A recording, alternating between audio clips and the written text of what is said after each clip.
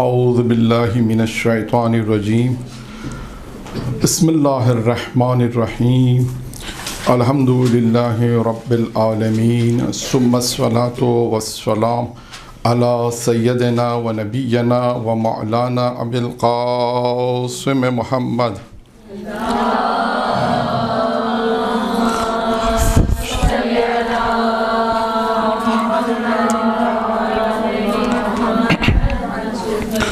وآل بیتہ الطیبین الطاہرین المعصومین المنتخبین المیامین اما بعد قال سبحانہ وتعالی فی کتابہ الکریم بسم اللہ الرحمن الرحیم ادعونی استجب لکم۔ قرآن مجید کی جزائے مجیدہ کی تلاوت کا شرف حاصل کیا۔ یہ آیہ مجیدہ معروف ہے کہ تم مجھے پکارو، میں تمہاری دعاؤں کو قبول کروں گا، سنتا ہوں تو قبول کروں گا۔ آج کا جو درس ہے وہ ایک امیر المومنین کی ایک روایت ہے، اور یوں کہیے کہ امیر المومنین نے یہ جو بیان کیا ہے کہ توریت میں 12 جملے ہیں، ان 12 جملوں کا لکھا ہے انہوں نے کہ اس میں عربی میں انہوں نے ترجمہ کیا ہے۔ امیر المومنین نے توریت سے اس کا عربی میں ترجمہ کیا ہے ان 12 جملوں کا، جو آج کا ہمارا موضوع ہے۔ اور یہ جو موضوع ہے، پہلے اس کو یہ سمجھنا ہے تھوڑا سا مقدمے کے طور پر کہ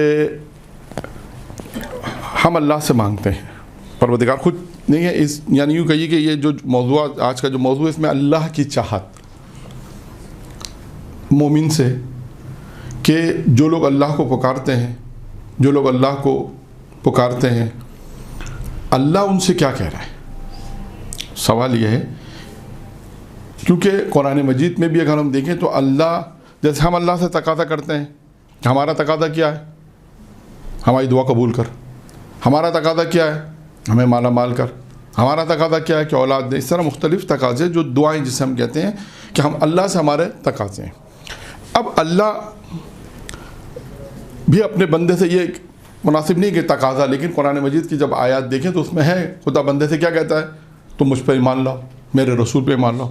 یعنی اگر ہم دیکھیں تو خدا کا بھی تقاضا ہے، یعنی خدا کا بھی یعنی تقاضا کہنا صحیح نہیں، جملہ اردو کا خدا کی خواہش، خدا کی خواہش ہے بندے مجھ پہ ایمان لاؤ، میں نے تمہیں خلق کیا ہے، میں یہ چاہتا ہوں کہ تم مجھ پہ ایمان لاؤ، میرے نبی پہ ایمان لاؤ، میرے وصی پہ ایمان لاؤ، میری کتابوں پہ ایمان لاؤ، میرے انبیاء پہ ایمان لاؤ۔ یعنی خدا کی چاہت اپنے بندے سے، یعنی خدا اپنے بندے سے اتنی محبت کرتا ہے کہ جب اس نے اس کو خلق کیا، اس کی تمام ضرورت کو پورا کیا، زندگی کی تمام اشیاء کو پورا کیا، ہدایت کے سلسلے میں نبی بھی بھیجے، انبیاء بھیجے، ہادی بھیجے، تو اب اللہ اپنے بندے سے کہتا ہے کہ اے میری مخلوق، اے میرے فرض، اے میری مخلوق، اور اس پہ جملے میں آئے گا جو انہوں نے خطاب کیا۔ اب خدا بھی اپنے بندے سے چاہتا ہے، اب کیا چاہتا ہے یہ ایک سوال ہے۔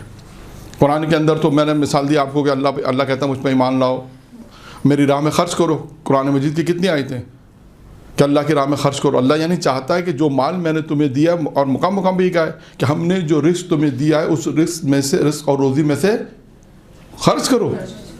تو یعنی اللہ کی چاہت یہ ہے، اللہ اپنے بندے سے چاہتا ہے کہ بھائی جو ہم نے تمہیں دیا ہے وہ ہماری راہ میں خرچ کرو، اور ہم پر ایمان لے کر آؤ، ہمارے نبی پہ ایمان لاؤ۔ تو اللہ کی چاہت ہم کہہ سکتے ہیں، جو اچھا جملہ یہ ہے۔ اس جملے کا موضوع بھی کہہ سکتے ہیں اللہ کی چاہت، 12 چاہتیں، 12 چیزیں ہیں کہ اللہ اپنے بندے سے 12 چیزیں چاہتا ہے، یہ موضوع دیا جا سکتا ہے۔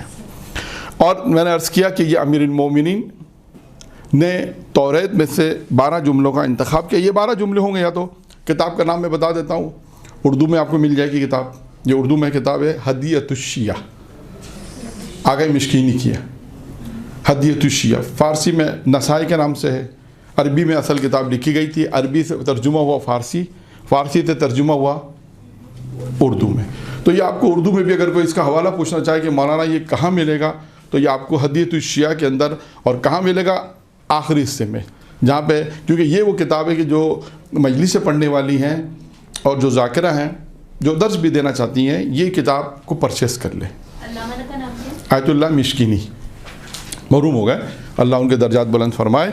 تو آیت اللہ مشکینی کی کتاب ہے. یہ کتاب شیخ صدوق نے جو کتاب لکھی خصال اس کی طرح ہے، یعنی عددی. شیخ صدوق کی کتاب ہے نا خصال، جس میں 2 چیزیں 4 چیزیں 5 چیزیں، جو بیشتر ہمارا موضوع وہی رہا ہے.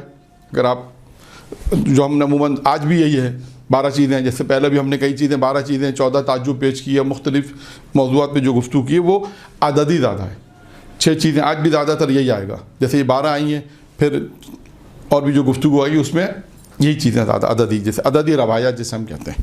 تو مختلف کتابوں میں آپ کو مل جائیں گی. تو یہاں پر جو 12 چاہت ہے، یعنی خدا اپنے بندے سے کیوں چاہتا ہے؟ اس لیے کہ اس سے وہ محبت کرتا ہے. یہ بھی ذہن میں رکھیں، خدا نہیں چاہتا کہ اس کو عذاب دے، خدا نہیں چاہتا کہ وہ اپنے بندے کو عذاب دے. خدا تو بہانے ڈھونڈتا، یوں کہیے معاف کرنے کے بہانے ڈھونڈتا ہے کہ کوئی کسی طرح بھی میں اسے معاف کر دوں. تو محبت کرتا ہے. خدا کہتا ہے میرا ذکر کرو، قرآن میں ہے نا سورہ بقرہ میں، تم میرا ذکر کرو میں تمہارا ذکر کروں گا. کتنی بڑی بات ہے، یعنی یہ کتنی بڑی بات ہے. ہم تو محتاج ہو خدا کے، ہم تو خدا کا ذکر کر رہے ہیں. خدا نے کہا میرا ذکر کرو، میں بھی تمہارا ذکر کروں گا. اب ایک سوال ہے کہ ہم یہ موضوع پڑھ چکا ہوں، میں پہلے پڑھ چکا ہوں کہ اس آیت کے دن وَاذْكُرُونِی اذْكُرْکُم، کہ تم میرا ذکر کرو میں تمہارا ذکر. یعنی ہم تو خدا کا ذکر کریں گے جیسے کر رہے ہیں، دعا میں نماز میں خدا کو یاد کریں، یہی ذکر ہے. اب سوال ہے کہ خدا ہمارا ذکر کیسے کرے گا؟ یہ 10 مقامات ہیں یا 12-13 مقامات میں بیان کر چکا ہوں ایک درس میں، کہ خدا کس طرح بندے کو یاد کرتا ہے. خدا کو ذکر کر کے یاد نہیں کرے گا، خدا ذکر نہیں کرے گا. جب ہم تو ذکر کریں گے تو خدا کتنے 8-10-12 مقامات شاید میں نے بیان کیے تھے. اس کا حوالہ بھی دے دیتا ہوں. تفسیر نمونہ جلد نمبر 1 آیت کا حوالہ ہے 151. تفسیر نمونہ میں آیت اللہ ناصر مکرم شیرازی کی تفسیر ہے، تفسیر نمونہ. اس میں آپ پہلی جلد میں جائیں، آیت نمبر 151 ہے یا 52. اس آیت کی تفسیر میں اگر آپ جائیں گے تو وہاں پر آپ کو 10-12 مقامات وہ مل جائیں گے جو بیان کیے جا چکے ہیں. تو ہمارا آج کا جو درس ہے اس کا اصل موضوع میں نے کہا پہلے واضح ہو جائے کہ ہم خدا پروردگار عالم بھی اپنے بندے سے کچھ چاہتا ہے، کہہ سکتے ہیں کہ اس لیے کہ کیوں چاہتا ہے؟ اس لیے کہ اس سے محبت کرتا ہے اور اس پہ خدا کا لطف و کرم ہے اس کے اوپر. آج آپ دیکھیں جو کچھ بھی ہمارے پاس ہے خدا کا لطف و کرم ہے. اور وہ دیکھیں کیا چاہتا ہے خدا اپنے بندے سے، کیا کہتا ہے. یعنی خدا مخاطب اپنے بندے سے مخاطب ہے. اب نمبر 1 امیر المومنین فرماتے، نمبر 1 اللہ اپنے بندے سے کہتا ہے. اللہ اپنے بندے سے کیا کہتا ہے؟ نمبر 1 جب تک میری حکومت تجھ پر قائم ہے اس وقت تک کسی سلطان سے خوف کھانے کی ضرورت نہیں ہے، میری شاہی کبھی ختم ہونے والی نہیں ہے. میری حکومت، اب جتنا آپ لکھ سکیں لکھ لیجیے گا بعد میں، ٹھیک ہے. میں صرف ایک بار کوشش کروں گا، ایک بار پڑھوں گا لیکن سکون سے، تھوڑا احتیاط سے، آرام سے پڑھوں گا تاکہ جو لکھ سکے لکھ لینے کے بعد میں پھر لکھ لیجیے گا. میری حکومت، خدا اپنے بندے سے کیا کہتا ہے؟ میری حکومت تجھ پر قائم ہے، اس وقت تک کسی سلطان سے تجھے خوف کھانے کی ضرورت نہیں ہے، اور میری شاہی، میری حکومت اور میری بادشاہی کبھی ختم ہونے والی نہیں ہے. یعنی اب خدا اس جملے میں کیا کہنا چاہتا ہے اپنے بندے سے؟ اس کی اگر تھوڑی توضیح دیں تو اپنے بندے سے کیا کہنا چاہتا ہے؟ یعنی اگر تو میرا چاہتا ہے تو تجھے کسی سے ڈرنے کی ضرورت نہیں ہے، صرف مجھ سے ڈر بس. اور میری حکومت تجھ پہ قائم ہے میں تیرا مالک ہوں بس. ہاں، یعنی میری حکومت تجھ پر قائم ہے. یعنی خدا اپنے بندے کو اس بات کا احساس دلا رہا ہے کہ میں ہوں جو کچھ ہوں، سلطان میں ہوں، حاکم میں ہوں، میں سب کچھ ہوں. اب تجھے کسی سلطان سے ڈرنے کی ضرورت نہیں ہے، ڈرنا ہے تو مجھ سے ڈر. اور اس کا کہا میری بادشاہت اور میری حکومت کبھی ختم ہونے والی نہیں ہے. یعنی خدا اسے یہ بتا رہا بندے کو، دیکھو یہ احساس کرو میری حکومت ہمیشہ سے اور ہمیشہ رہے گی. یعنی یہ پہلا یہ جملہ ہے کہ جو بندے کو اندر ایک احساس دلانے والا، احساس دلا رہا ہے. خدا اپنے بندے سے ہی کہتا ہے کہ دیکھو میری حکومت ہے ہمیشہ. نمبر 1. نمبر 2 کیا کہتا ہے؟ نمبر 2 مجھے پا کر کبھی کسی سے مانوس نہ ہو. جب تم نے مجھے پا لیا، اب یہاں پہ دیکھیں، مجھے پا کر کبھی کسی سے مانوس نہ ہونا، کیونکہ تمہیں جب بھی کسی چیز کی ضرورت ہوگی تو میرے خزانوں کو ہمیشہ بھرا ہوا پاؤ گے. اب اس جملے میں بھی کیا کہہ رہا ہے خدا؟ میں زیادہ توضیح نہیں، تھوڑی تھوڑی. مجھے پا کر کسی سے مانوس نہ ہونا. جب انسان خدا کو پا لے گا، بس شرط یہ کہ پا لے.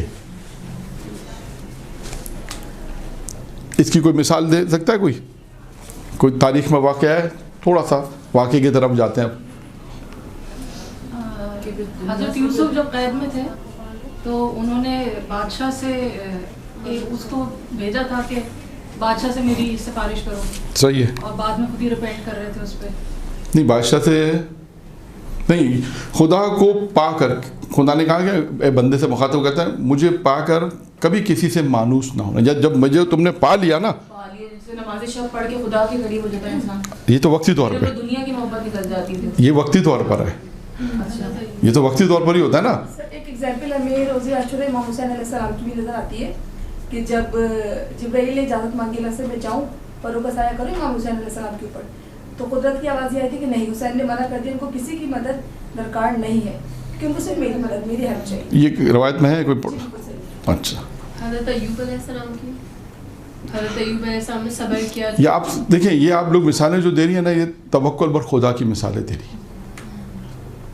جو آپ لوگ مثالیں دے رہی ہیں یہ ہے توکل پر خدا کی. میں وہ مثال نہیں پوچھنا چاہ رہا. خدا کہتا ہے جب تم مجھے پا لو گے تو پھر کسی سے مانوس، یعنی اس کا مطلب کیا ہے؟ کسی اور کی امید نہ لگائے کسی سے خدا کے علاوہ. اب میں آپ کو اس کی ایک مثال دیتا ہوں تاکہ بات واضح ہو جائے کہ میں کیا کہنا چاہتا تھا. اور یا شاید اس جملے میں بھی خدا اپنے بندے سے ایک تاریخ کا ایک واقعہ پہلے پڑھا جا چکا ہے، لیکن کیونکہ موضوع سے مطابق اس لیے میں اس کو سنا رہا ہوں، ممکن ہے کسی کے لیے نیا بھی ہو. کہ مسجد گوہر شاہد، خدا سب کو زیارت نصیب کرے مشہد المقدس کی اور مقدس مقامات کی. مسجد گوہر شاہد کی جو تاریخ لکھی ہے، جو واقعات کتابوں میں لکھے ہیں، گوہر شاہد ایک خاتون کا نام تھا. ایک خاتون نے یہ مسجد بنائی جو آج اب الحرم امام رضا علیہ السلام کے حرم میں جاتے ہیں تو مسجد گوہر شاہد معروف ہے وہاں پر نا. تو وہاں پر وہ مسجد بنائی کس نے؟ وہ مسجد بنائی تھی ایک خاتون نے. ہاں، گوہر شاہد پورا نام تھا. وہ مسجد تھی پہلے حرم سے باہر، کیونکہ جیسے جیسے آپ لوگوں نے ابھی بھی دیکھا، جو لوگ پہلے بھی ایران گئے یا مشہد گئے، پرانا حرم جنہوں نے دیکھا ہوگا 80s میں جو گئے یا 90s میں، تو حرم مختصر تھا. کم کا تو بہت مختصر تھا. اب انہوں نے کافی توسعہ کر دیا. تو اب حرم کو جب توسعہ کرتے ہیں تو جو چیزیں حرم کے اطراف میں مسجد تھی وہ حرم میں آ گئی. ایسے قوم مقدس میں آپ جائیں تو اس وقت 2 مسجدیں ہیں وہاں پہ مشہور. ایک معروف مسجد محمدی، الحمدللہ اس اب نمازیں پڑھی، جو حرم کے ساتھ تھی، یعنی حرم سے ایک برابر میں تھی. اب حرم کو انہوں نے توسعہ کیا، بس بڑا کیا حرم کو، تو وہ مسجد. اب جو لوگ نہیں جا رہے انہیں اس بات کی نہیں، وہ سمجھتے ہیں شاید شروع سے یہاں پر ہے، جبکہ ایسا نہیں ہے. ایک اور مسجد ہے سنگر کے نام سے مشہور، ادھر بہت چھوٹی سی مسجد تھی، وہ بھی حرم معصومہ میں آ گئی. اسی طرح مشہد مقدس میں بھی یہی ہے. تو اب خاتون نے جو مسجد بنائی، اس کی تاریخ جو لکھی ہے اور اس میں درس بھی ہے، وہ درس آپ لوگوں نے دیکھنا ہے کہ اس میں درس کیا ہے. خاتون نے جب مسجد بنانے کے لیے مزدور کو ہائر کیا تو ان سے کوئی شرط و شرائط لکھی ہے. کیا شرط و شرائط تھے؟ کہ آپ لوگ جو بھی مزدور انتخاب شدہ، جو بھی مزدور کو انتخاب کیا، کہ تمام مزدور جو ہے وہ باوضو اس مسجد کو بنائیں گے. اجرت طے کی پہلے. جانوروں کے اوپر مٹی اینٹیں وغیرہ جو لے کر آئیں گے وہ اتنا لائیں گے جتنا جانور تحمل کر سکے، ان پہ ظلم نہیں ہوگا. یہ تمام چیزیں طے کرنے کے بعد اس نے مسجد بنوائی. اور مسجد جب مزدور آتے رہے کام کرتے رہے، وہ آتی تھی خاتون جو آتی تھی وہ نقاب ڈال کر آتی تھی مزدور سے بات کرنے کے لیے.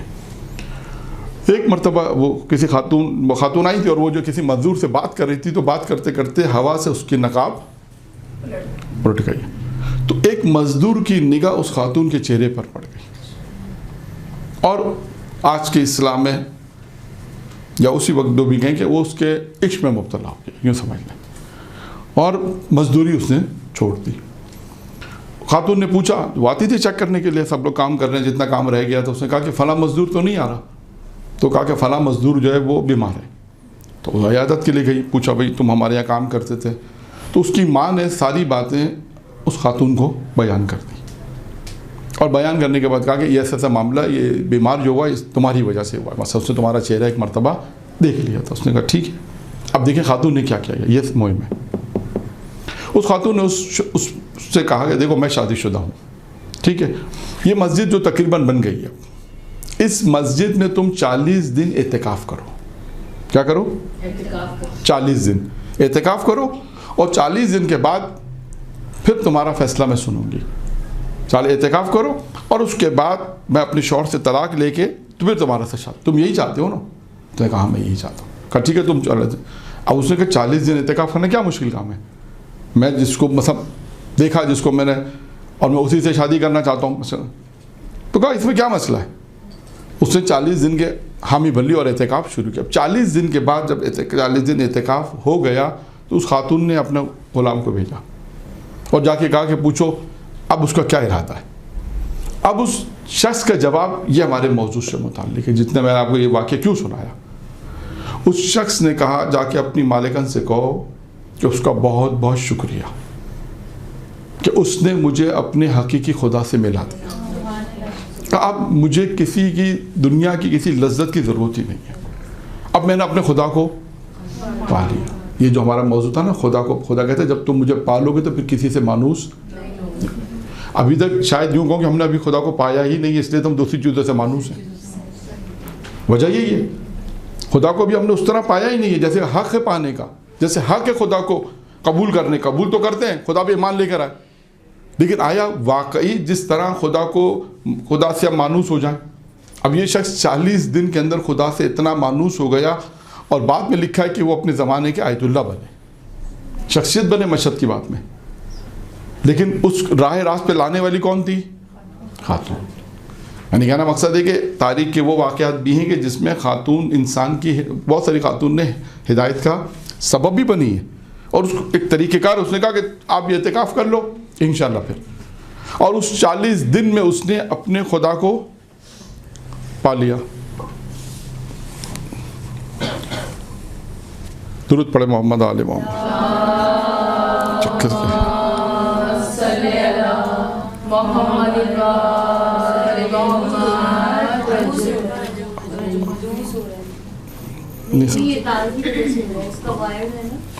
خیر اب صحیح ہے، اب بہتر ہے. تو اب اصل ہدف کیا ہے ہمارا؟ خدا کو پانا. کسی اور سے مانوس نہ ہو. یعنی اصل ہدف ہے خدا کو انسان پائے. خدا کیا کہتا ہے؟ تم جب مجھے پالو گے پھر کسی سے، یعنی ابھی تک ہم اسی مرحلے پر بھی نہیں آئے. ہم ابھی اسی مرحلے پر نہیں آئے کہ ہم خدا کو، ابھی ہم دوسرے مرحلے پر ہیں، یعنی خدا کو ہم نے پایا نہیں ہے، اس لیے اسے مانوس بھی نہیں ہے. اس لیے ہم دنیا کی دوسری چیزوں سے مانوس ہیں، دنیا کے خواہشات سے مانوس ہیں. پھر آگے چلتے ہیں. کتنے ہو گئے؟ 2. تیسرا کیا ہے؟ خدا کہتا ہے مجھے پا کر، اے میرے بندے، مجھے پا کر کسی دوسرے کی تلاش نہ کرنا، مجھے ہمیشہ اپنے قریب پاؤ گے. یہ بھی وہی مطلب ہے تقریباً اتنا جو ہے، مجھے پا کر کسی دوسرے کی تلاش نہ کرنا.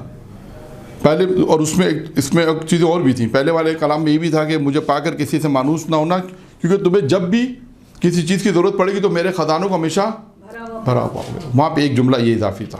یعنی خدا یہ کیا بتانا چاہتا ہے وہاں پر کہ جب بھی تمہیں میری طرف آؤ گے تو میں تمہاری مدد میں کروں گا، اور میرے خزانے ہمیشہ بھرے ہوئے ملیں گے. یعنی یہاں پہ اس پہلے والے جملے کو تھوڑا سا اور توضیح دے دیں، تھوڑا سا روک کر، کہ یعنی جب تم کسی اور سے مانوس ہوگے تو تمہاری حاجات وہ پوری نہیں کرے گا. یعنی خدا نے دونوں چیزیں بتا دی. پہلے اس جملہ نمبر 2 میں، یعنی جو دوسرا جو کلام ہے جملہ، اس میں کہ مجھے پا کر کسی سے مانوس نہ ہونا. نمبر 1 جب تم مجھے پالو گے تو باقی ساری چیزیں ہچ، جسے اردو فارسی کہتے ہیں ہچ، بیکار. پھر دوسرا کیا کہا؟ اور جب بھی تمہیں کو ضرورت پڑے گی تو میں ہی تمہاری مدد کروں گا، میرے خزانے ہمیشہ بھرے ہوئے ملیں گے تمہیں.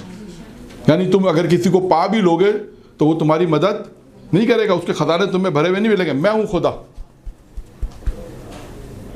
جس کے خزانے تمہیں ہمیشہ بھرے ملیں گے. نمبر 3 میں یہی کہا مجھے پا کر کسی دوسرے کی تلاش نہ کرو. جب تم مجھے پا لو پھر کسی کی تلاش مت کرو، میں ہمیشہ تمہارے قریب رہوں گا.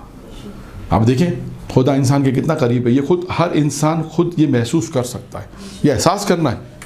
ان تمام جملات کے بعد انسان انشاءاللہ اختتام میں یہ بیان کریں گے، درمیان میں جہاں موقع ملے گا، کہ آیا خدا نے جو یہ امیر المومنین فرماتے ہیں، خدا اپنے بندے سے جو کہہ رہا ہے کہ تم مجھے، یعنی خدا اپنے بندے سے محبت کرتا ہے تبھی یہ کہہ رہا ہے کہ تم مجھے پاؤ، کسی دوسرے کی تلاش مت کرو، کسی دوسرے کے پاس مت جاؤ۔ نمبر 4 کہتا ہے، خدا کہتا ہے فرزند آدم میں تجھ سے محبت کرتا ہوں، تو بھی مجھ سے محبت کر۔ کتنا اہم جملہ ہے۔ خدا یہ کہہ رہا ہے کہ جب میں تجھ سے محبت کرتا ہوں تو بھی مجھ سے محبت کر۔ اب یہاں پر ہم تھوڑا سا اس جملے کو اگر کھولیں تو جب ہم جس سے محبت کریں گے اس کے جو تقاضے اس کو بھی پورا کریں گے۔ جب تم مجھ سے، جب ہم، خدا کہتا ہے مجھ سے محبت کرو۔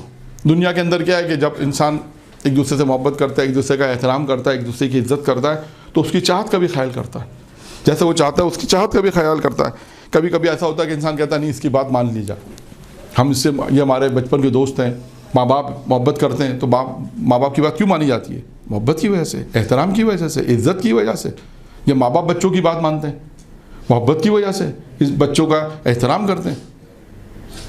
اسی طرح استاد شاگرد، یعنی ہم جب دنیا کے اندر جب ایک دوسرے سے محبت کرتے ہیں اور اس کا لحاظ رکھتے ہوئے ان کی بات مانتے ہیں تو کیا ہم خدا سے محبت کرتے خدا کی بات کو لحاظ نہ کریں؟ یہ تمام باتیں آئیں گی، یہ تقاضے دیکھیں کہاں پہ پورے ہوں گے؟ زندگی کے اندر۔ یہ زندگی جو اللہ نے انسان کو دی ایک ہی بار ہے۔ 5واں جملہ کیا ہے؟ جب تک صراط کو عبور نہ کر لے، خدا اپنے بندے سے کہتا ہے جب تک صراط کو عبور نہ کر لے، اب تو تم سے گزر نہ جاؤ، اس وقت تک عذاب سے بے خوف نہ رہنا، جب تک تمہارا آخری کیا ہے؟ صراط۔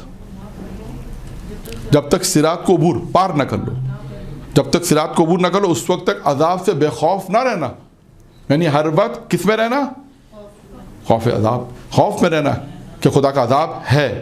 یعنی جب، آج بہت اس کو آسان جملے میں کہوں کہ اگر تم نے صراط کراس کر لیا اب تم امن میں ہو، اب عذاب سے بے خوف ہو جاؤ۔ لیکن جب تک صراط کراس نہ کر لیا، یعنی آپ سوچیں جب تک آپ سوچیں ساری زندگی صراط کب ہوگا، یعنی خدا کیا کہہ رہا ہے؟ جب تک صراط کو عبور نہ کر لو، اینڈ کیا ہے؟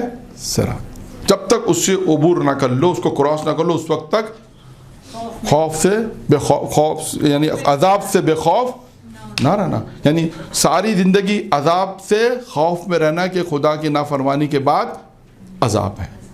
یعنی انسان، یہ پروردگار اپنے بندے سے کہتا ہے دیکھو میرے پاس اینڈ کیا ہے؟ صراط، پل صراط۔ جب پل صراط کراس کر لو پھر ٹینشن نہیں ہے۔ اب اس کا مطلب ہے تمام مراحل وہ گزر گئے ہیں، یعنی صراط سے پہلے مسائل ہیں۔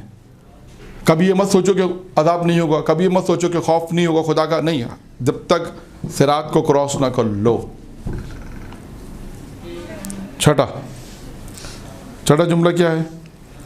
فرزند آدم، خدا اپنے بندے سے کہتا ہے میں نے تمام اشیاء کو تیرے لیے بنایا اور تجھے اپنے لیے بنایا، تو پھر بھی مجھ سے بھاگتا ہے۔ کائنات کی تمام اشیاء خدا نے کس کے لیے بنائی؟ انسان کے لیے بنائی۔ کیا فرمایا؟ میں نے تمام اشیاء کو تیرے لیے بنایا۔ یہ زمین، آسمان، ہوا کو خلق کیا، زمین، کتنی انسان نے، خدا نے کائنات کی کتنی چیزیں، تمام کائنات کی تمام شے۔ حدیث قدسی الگ سے بھی ہے کہ خدا کہتا ہے میں نے کائنات کی ہر شے کو تیرے لیے بنایا ہے اور تجھے اپنے لیے بنایا۔ تو انسان کی خلقت کس کے لیے ہوئی ہے؟ اللہ کے لیے۔ اور اللہ کہہ بھی رہا ہے، کیا کہہ رہا ہے؟ کہ تو مجھ سے محبت کر۔ جب میں تجھ سے محبت کرتا ہوں تو بھی مجھ سے، یعنی خدا یہ کہہ رہا ہے میں تجھ سے محبت کرتا ہوں، یعنی خدا کتنا رحیم ہے، خدا کتنا رحمان ہے کہ وہ کہتا ہے جب میں تجھ سے محبت کرتا ہوں تو تیرا بھی کیا فرض بنتا ہے؟ تو مجھ سے محبت کر۔ ٹھیک ہے، تمام اشیاء کو میں نے کس کے لیے بنایا؟ اور تجھے میں نے، پھر بھی خدا کہتا ہے تو مجھ سے بھاگتا ہے۔ اب آپ اس جملے کو سوچیں کہ خدا سے ہم کیسے بھاگتے ہیں۔ خدا تو اپنے لیے، خدا تو بلا رہا ہے ہمیں۔ ساتواں جملہ کیا ہے؟ فرزند آدم میں نے تجھے مٹی سے بنایا، پھر نطفے سے بنایا، پھر لوتڑے سے بنایا، تیری تخلیق میں تھکا نہیں۔ اگر آپ کو آیت دیکھنی ہے تو سورہ مومنون کی آیت نمبر 11 سے 14، اور بھی قرآن مجید کی مختلف آیات ہیں جہاں پر خدا نے انسان کی تخلیق کے مراحل بیان کیے۔ 6 مرحلے ہیں وہاں پر کہ ہم خدا کہتا ہے ہم نے انسان کو کتنے مراحل سے گزار کر بنایا ہے. وہ مراحل قرآن نے بیان کیا. بھی خدا ہی کہہ رہا ہے کہ ہم نے تمہیں ان چیزوں سے بنایا. آخر میں جملہ سنے خدا کیا کہتا ہے. یعنی خدا کہتا ہے ہم نے مٹی سے بنایا, نطفے سے بنایا, پھر تمہیں لوتھڑے سے بنایا, پھر اس میں ہے وہاں پر ہڈی سے بنایا, گوشت سے بنایا. وہاں پہ نا قرآن کا اتنی ساری چیزیں ہم نے تمہارے جسم پر اتنی ساری چیزوں سے ہم نے تمہیں بنایا. پھر خدا کہتا ہے جب میں تیری تخلیق سے نہیں تھکا. کیا کہتا ہے خدا؟ جب میں تیری تخلیق سے نہیں تھکا تو کیا میں تیری روزی مجھے تھکا دے گی؟ کہ یہ جو کیا یہ میں تجھے جو روزی دے رہا ہوں کہ یہ مجھے تھکا دے گی؟ جب میں نے تجھے اتنے مراحل سے گزار کر بنایا ہے, تخلیق کیا ہے. مراحل آپ کے سامنے ہیں سارے مراحل. قرآن میں ایک نہیں 2-3 مقامات پر ہیں کہ کتنے مراحل سے گزار کر خدا نے بندے کو, خدا کہتا ہم نے اتنے مراحل سے گزار کر تمہیں خلق کیا. خدا کیا کہتا آخر میں کہ تیری تخلیق, اتنے سارے تخلیق کے جب مراحل گزار دیے میں, اس سے میں نہیں تھکا تو کیا میں تیری روزی سے تھک جاؤں گا؟ ان تمام جملات وہ ہیں کہ جو انسان اس پہ دقت کرے گا تو انسان کسی نتیجے پر پہنچے گا. ہاں کتنے جملے ہو گئے؟ 7. 8واں جملہ, اپنے نفس کی وجہ سے تو مجھ سے ناراض ہوتا ہے نہیں ایسا؟ خدا کیا کہہ رہا ہے اپنے بندے سے؟ تو اپنے نفس کی وجہ سے تو مجھ سے ناراض ہوتا ہے, لیکن میں تیری وجہ لیکن میری وجہ سے تو اپنے نفس پر ناراض نہیں ہوتا. یعنی 2 چیزیں ہیں, الٹا ہونا چاہیے.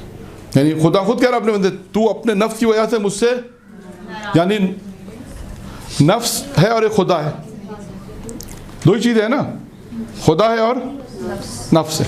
اب کیا ہے, ہم کیا کرتے ہیں, اگر ہم ایک کو راضی کرنا ہے ایک ناراض ہوگا آرام سے. اس کو 2 چیزیں ہیں, توجہ, نفس انسان ہے اور اللہ ہے.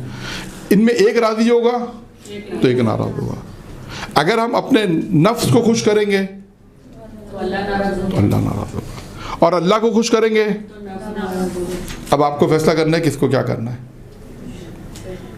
یہ فیصلہ آپ کے ہاتھ میں کہ اللہ کو ناراض, لیکن انسان اپنی زندگی میں کیا کرتا ہے؟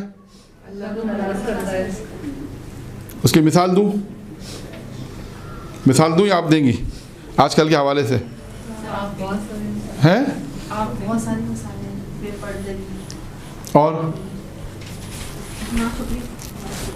اور جس مثال پہ میں لانا چاہ رہا ہوں شاید وہ ابھی تک نہیں آئی ہے. پتہ نہیں پچھلی گفتگو آئی تھی یا نہیں آئی تھی اس کے اوپر. آج کے ماحول کے, آج سے مراد ہے وہی آج کل کے جو ماحول کے حالات ہیں اس کے اعتبار سے جو شادی بیاہ کے مسائل ہیں کہ جس طرح آج کل ہو رہی ہیں, جو بھی جس طرح بھی, اگر اللہ کی رضایت ہے تو اچھی بات ہے, اللہ کی رضایت نہیں ہے تو یہاں پر وہی بات ہے کہ اپنے نفس کی وجہ سے خدا کہتا ہے ہم کیا کام کر رہے ہیں, اپنے نفس کو خوش کر رہے ہیں, اللہ کو ناراض کر رہے ہیں. میں ایک جملہ کہہ رہا ہوں, کو غور کیجیے گا اس جملے پر کہ آیا ہم اپنی مجالس میں اہل بیت کو بلاتے ہیں, نہیں بلاتے ہیں, لیکن ہمارا عمل نہیں ہوتا ایسا کیوں نہیں. اگر اس محفل مجالس میں, عموماً محفل مجالس میں تو تقریباً بہت کم ہوتا ہے, آخر میں زیادہ ہوتا ہے.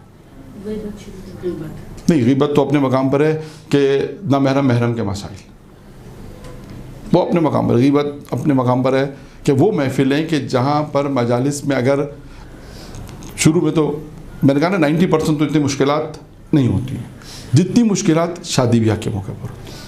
میں نے ایک جملہ میں نے کہا کہ ہم مجالس میں تو اہل بیت کو کیا اپنی شادی کی محفلوں میں بلاتے ہیں یا آپ نے سوچنا ہے, بس یہی جملہ کہنا تھا مجھے.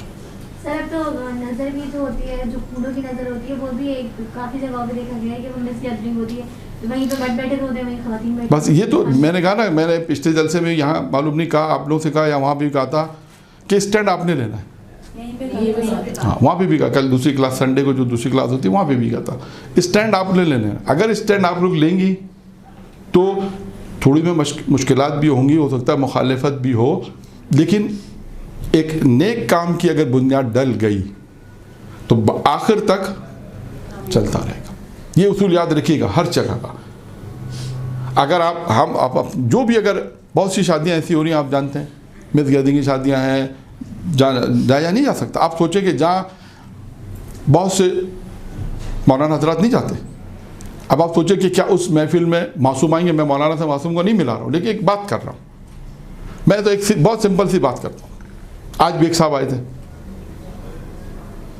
मैंने उनसे सिर्फ एक ही जुमला कहा, मैंने कहा आप अपनी महफिल में जिस इमाम की आप औलाद हैं, 5वें इमाम, 6ठे इमाम, 7वें, 8वें, जो भी है, जैसे इमाम की, क्या आप अपनी शादी में अपनी जद को बुलाएंगे या नहीं बुलाएंगे? इतना मुझे बता दें। क्या मैं बुलाऊंगा? तो मैंने कहा कैसे बुलाएंगे, ज़रा मुझे बताएं, जो आप बता रहे उसमें तो नहीं आ सकते वो। मैंने कहा आप मुझे छोड़ें, शायरों को छोड़ें, फला आदमी को छोड़ें, फला शख्सियत को छोड़ें, उल्मा को छोड़ें, उसके लिए तो आप इंतज़ाम करवा देंगे। मैंने कहा मेरा एक सिंपल सवाल है बस,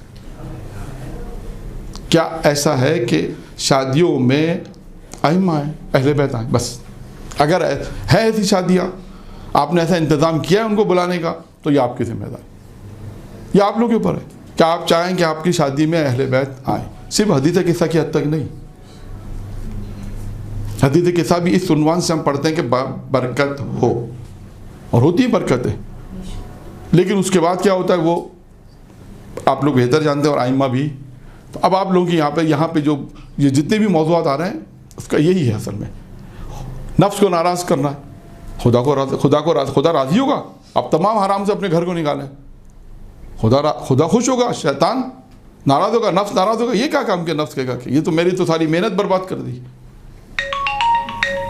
ये मसला है।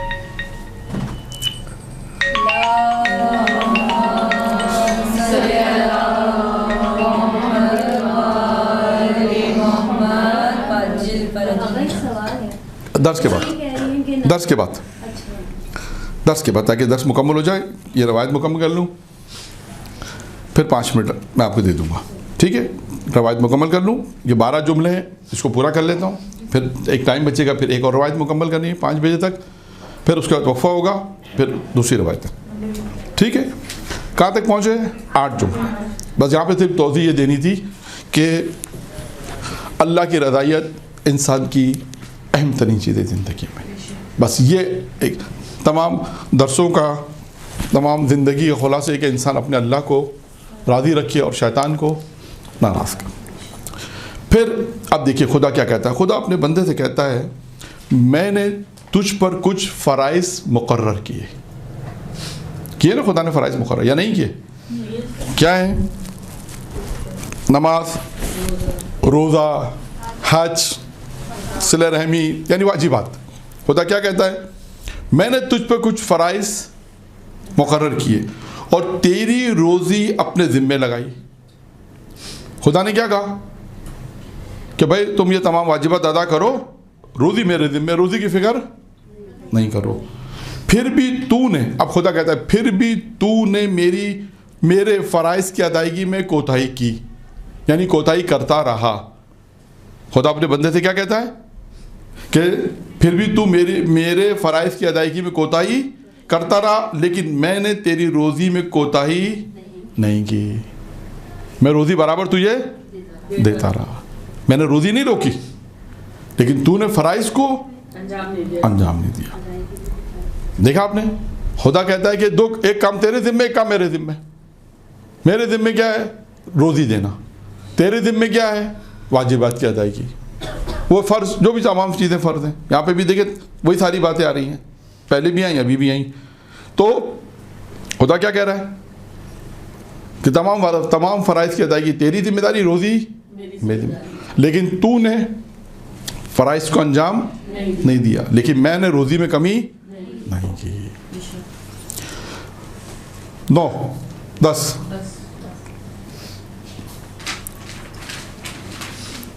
ये बहुत जुमला सुने। तुझसे हर मोहब्बत करने वाला, इसको थोड़ी सी तौज़ीह देनी पड़ेगी। خدا کیا کہتا ہے؟ تجھ سے ہر محبت کرنے والا اپنے مفاد کی خاطر محبت کرتا ہے. کیا مطلب؟ اپنے مطلب کے لیے محبت مثلاً جنت کے لیے نہیں جملہ سنیں غور سے. انسان آپس میں انسان ہاں لوگ، خدا کہتے ہیں یعنی تجھ سے، لوگ تجھ سے ہر محبت کرنے والا، یعنی لوگ تجھ سے جو محبت کریں گے وہ اپنے مفاد کی خاطر محبت کریں. یعنی اس کی کیا مثال ہے؟ اس کی مثال ہے جیسے جب ہماری کوئی مراد پوری نہیں ہو رہی ہوتی ہے تو ہم بہت زیادہ دعائیں مانگ رہے ہوتے ہیں، نمازیں پڑھ رہے ہوتے ہیں. نہیں، اپنا کام نکلوانے کے لیے لوگ مطلب یہ ہوتا ہے اپنے غرض سے محبت کرتے ہیں. ہاں یہ دیکھیں میں آپ کو سمجھاؤں تو ایک پیسے والا آدمی ہے، عزت دار آدمی ہے، مثلا پیسے والا بھی ہے، عزت دار بھی ہے، دولت مند ہے، لوگ اس سے کیوں محبت کر رہے ہیں؟ پیسے کی وجہ سے. پیسے کی وجہ سے. یعنی خدا کہہ رہا ہے کہ لوگ تجھ سے محبت کر رہے ہیں اپنے مفاد کے خاطر. مفاد کی بات ہے، ان کی کوئی غرض ہوتی ہے اس کی وجہ سے. وہی نا غرض ہے. ایک بہت اچھا عہدیدار ہے، ہمیں پتہ چلا کہ بھائی یہ لوگوں کو مثلا نوکریوں پہ لگاتا ہے تو لوگ اس سے تعلقات پیدا کرتے ہیں کہ ہمارے بھانجوں کو لگا دو، بچے کو لگا دو، بیٹے کو لگا دو. 10 قسم کی مثال دے رہا ہوں. تو یعنی خدا اس یعنی ان لوگوں سے مخاطب ہے یہاں پر جو بھی صاحب عزت ہیں، دولت مند ہیں، جو بھی ہیں. تو خدا کیا کہتا ہے اپنے بندے سے؟ جملہ سنیے گا، جملہ سمجھ میں آیا؟ ابھی ایک جملے کا ایک ٹکڑا آیا ہے. خدا ان لوگوں سے مخاطب ہے کہ جو مثلا دولت مند ہیں، عزت والے، جو بھی ہیں، جس کے پاس دولت ہے، ثروت ہے، جو کچھ بھی ہے. خدا کیا کہہ رہا ہے کہ لوگ تجھ سے محبت کرتے ہیں اپنے مفاد کے خاطر. خدا کہتا ہے لیکن میں تجھ سے محبت کرتا ہوں تیرے مفاد کے خاطر. یہ جملہ یعنی خدا کہتا ہے کہ میری محبت تیرے لیے کیوں ہے؟ تجھے فائدہ پہنچانا ہے. یعنی خدا کو کوئی فائدہ نہیں پہنچے گا. یعنی خدا کی بندے سے محبت میں بندے کا فائدہ ہے، خدا کا فائدہ نہیں ہے. یہ اس کے بعد اب ایک اور اہم جملہ ہے، سارے اہم ہیں میں اس جملے کو، یعنی اس جملے سے آپ پروردگار عالم کی لطف، خدا کا جو لطف و کرم ہے اس کو اندازہ کریں. جس طرح سے میں تجھ سے کل کے اعمال کا مطالبہ نہیں کرتا. خدا کیا کہتا ہے؟ میں جس طرح سے تجھ سے کل کے اعمال کا مطالبہ نہیں کرتا. یعنی کیا مطلب؟ کیا مطلب اس جملے کا؟ اس جملے کا مطلب کیا ہے کہ ابھی آپ نے ظہر عصر کی نماز پڑھ لی، خدا کہتا ہے کل کی نماز ابھی پڑھو نہیں. حتیٰ مغرب عشاء کی نماز کے لیے ابھی نہیں کہتا، جب وقت ہوگا جب پڑھنی ہوگی. یعنی خدا کیا کہتا ہے کہ جب میں تجھ سے کل کے اعمال، یعنی کل کی فجر ابھی آپ نے نہیں پڑھنی، کل کی ظہر عصر ابھی، کل کی مغرب عشاء بھی. یعنی خود جملہ سنیے گا، خدا کیا کہتا ہے جب میں تجھ سے کل کے اعمال کا مطالبہ آج نہیں کرتا تو تو مجھ سے کل کی روزی کا مطالبہ بھی نہ کر.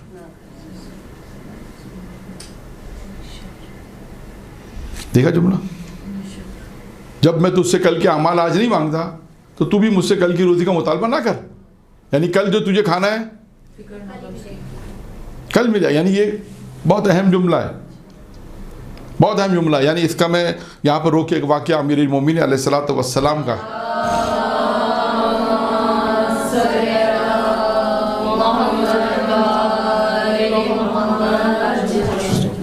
تاریخ میں ایک واقعہ پڑھا کتابوں میں ہے کہ امیر المومنین پیغمبر اسلام کے پاس کسی نے کھانا بھیجا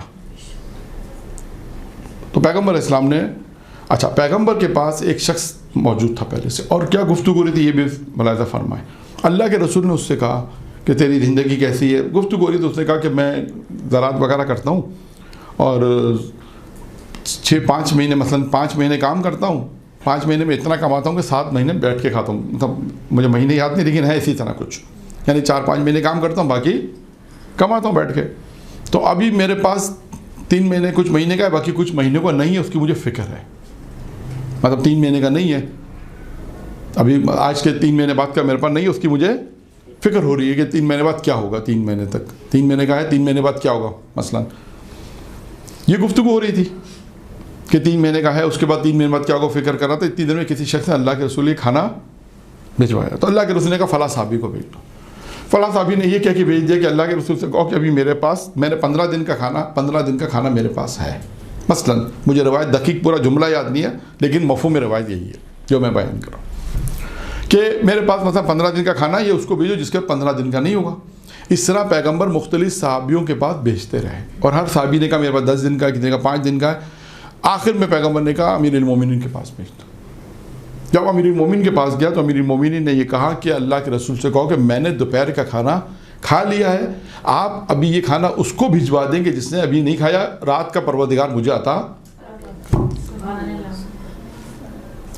جب اس شخص نے یہ گفتگو سنی تو آپ آج ہم اس کو اگر بیان کریں تو وہ اس اسلام میں تھا کہ میں کہاں آ گیا ہوں، یعنی جنہوں نے آج دوپہر کا کھا لیا ہے انہیں رات کی فکر نہیں، کہ اللہ دے گا رات میں۔ کہا امیر المومنین نے کہہ کے پیغمبر سے کہا آپ یہ کھانا اس کو بھجوا دیں جس نے ابھی نہیں کھایا۔ تو یہ ہے انسان کا۔ کہاں پہ بات تھی کہ پروردگار کیا کہتا ہے، تو مجھ سے جب میں تجھ سے کل کے اعمال کا مطالبہ آج نہیں کرتا تو تو بھی مجھ سے کل کی روزی کا مطالبہ آج نہ کر۔ ہم برعکس کرتے ہیں، ہم کتنا کرتے ہیں، الٹا کرتے ہیں۔ ہم کہتے ہیں، بعض روایتوں میں بھی ہے، ایمان کی تعریف میں بھی ہے کہ تو ان کھانوں کو جمع مت کرو جو تم کھا نہیں سکتے۔ خیر، روایت کا ایک ٹکڑا تھا۔ وہ کتنے ہو گئے؟ 11۔ یہیں پہ اختلاف ہو گیا، 11 ہو گئے۔ 12واں اور آخری جملہ یہ کہ اگر تو میری تقسیم پہ راضی رہا، اگر تو میری تقسیم پہ جو خداوند عالم نے انسان کو دیا، اللہ جس پہ کہتا ہے خدا کی رضا، اگر تو میری تقسیم پہ راضی رہا تو میں تجھے اجر و ثواب کے ساتھ ساتھ تیرے دل اور بدن کو راحت دوں گا۔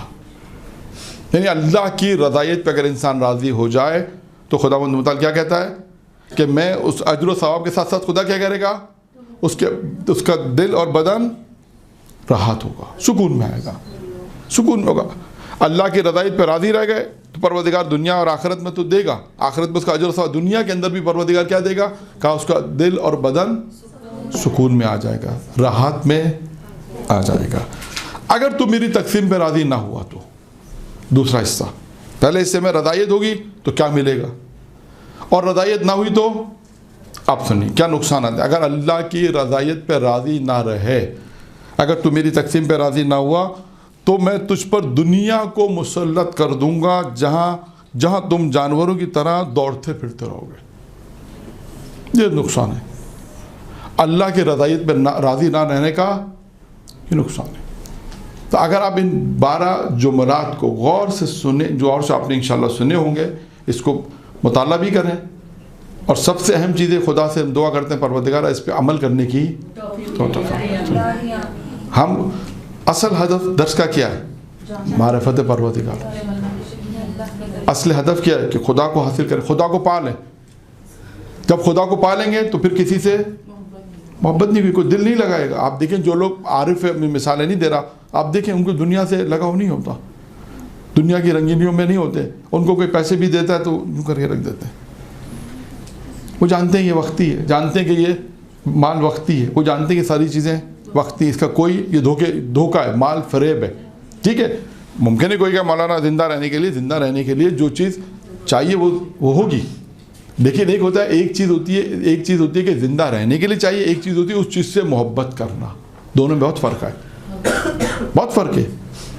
تو خلاصہ ان 12 جملات کا خلاصہ یہ ہے کہ میں نے آپ کے سامنے جو جملہ بیان کیے ہیں وہ یہی ہیں کہ ان 12 چیزوں کا جو خلاصہ وہ یہی ہے کہ ہم خدا کو پائیں، خدا سے جب انسان مانوس ہو جائے گا، اور جب کوشش کرنی پڑے گی اس میں تمام واجبات کی ادائیگی، تمام حرام سے انسان اپنے آپ کو حرام سے بچائے، پھر دوسرا مرحلہ ہے مستحبات کا آتا ہے، پھر مکروہات کو ترک کرے، پھر اس کے بعد بہت ساری ایسی چیزیں جس کے بارے میں ہو سکتا ہے کہ آپ کو پتہ ہے کہ شبہ والی چیز ہے، ہو سکتا ہے شریعت اجازت دے دے، بعض جگہوں پہ کہتے ہیں حلال ہے آپ کے لیے، لیکن وہاں پہ بھی انسان احتیاط کرے گا، پھر انسان اس مقام تک پہنچے گا جو پہلے شروع کیا، یعنی 2-3 سال پہلے یہ تمام چیزیں درس میں بیان ہو چکی ہیں کہ روحانی مقام کیسے حاصل کریں۔ یہ موضوع تھا باقاعدہ کہ روحانی مقام کو کیسے حاصل کریں، اس میں 10-12 چیزیں بیان کی ہیں۔ تو آج کا درس جو تھا وہ خدا اور بندے کا ارتباط، خدا اپنے بندے سے کیا چاہتا ہے، خدا اپنے بندے سے چاہتا ہے خود بندہ اس کے قریب آئے, اس سے محبت کرے. جب وہ محبت کرتا ہے تو وہ بھی محبت کرے. خدا اس بندے کو ان جملوں میں احساس دلا رہا ہے کہ جب میں تیری خلقت سے نہیں تھکا تو کیا میں تیری روزی سے تھک جاؤں گا؟ جب میں نے, اور لوگوں کو دوسرے جملے میں لوگ تجھ سے محبت کرتے ہیں اپنے مفاد کے خاطر, میں تجھ سے محبت کرتا ہوں تیرے مفاد کے خاطر.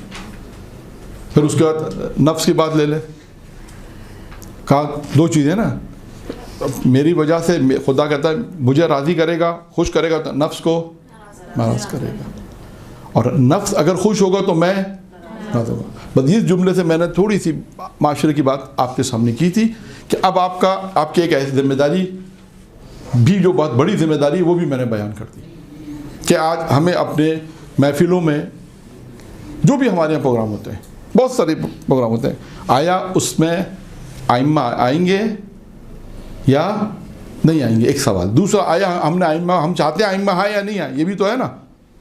اگر ہم چاہتے ہیں کہ ائمہ بھی ہماری محفلوں میں آئیں, مجلسوں کے ساتھ ساتھ, فرش ادا میں جو ہم بلاتے ہیں اس کے ساتھ ساتھ ہماری خوشیوں میں بھی شریک ہوں, تو بشرط کہ ہمیں تمام وہ کام کرنے ہیں جو ان کو, اگر تمام وہ کام جو ان کو راضی کریں, پسند ہو, وہ محفلیں ہوں کہ جو ایسی منعقد ہوں کہ جس میں ائمہ آ سکیں.